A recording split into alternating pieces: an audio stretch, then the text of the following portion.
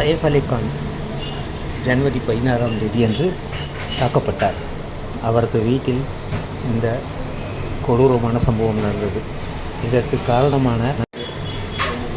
காரணமான அவரை மும்பை போலீஸார் அந்த சிசிடிவி ஃபுட்டேஜ் மூலம் கண்டுபிடிக்கப்பட்டு அதை வெளியிட்டனர். அந்த வெளியிட்ட புகைப்படம் அவர் துர்க் மாவட்டம், சத்தீஸ்கர் மாவட்டத்துக்கு ட்ரெயினில் ட்ராவல் செய்யும்போது, ட்ரெயினில் பயணம் செய்யும்போது கைது செய்யப்பட்டார்.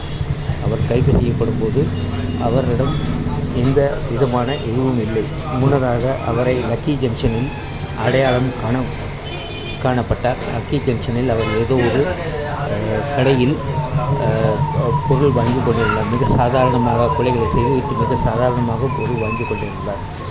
இதற்கிடையே கரீனா கபூர், எங்கள் ஃபேமிலி எல்லாமே அவங்க ரொம்ப ஷாக்கில் இருக்கோம், உங்கள் குடும்பத்தில் எல்லோரும் ரொம்ப ஷாக்கில் இருக்கோம், அதனால் நாங்கள் 12வது மாடியில் போய் அடுத்த குடியிருந்தோம், இப்போது அந்த இடத்த விட்டு வேறு இடத்துக்கு மூவ் பண்ணியிருக்கோம் அப்படின்னு சொல்லியிருக்காங்க.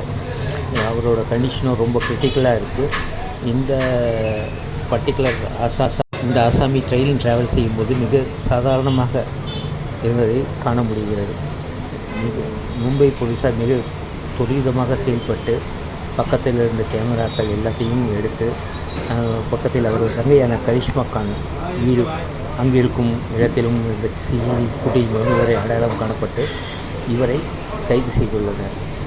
இது மிக துரிதமான சம்பவமாக காணப்படுகிறது. தற்போது நீங்கள் அந்த காணொலியை காணலாம். இவர்தான் அந்த ஆகாஷ் கனூஜா. அவரை சைஃப் கானை 8 முறை கட்டி குத்து செய்தவர்.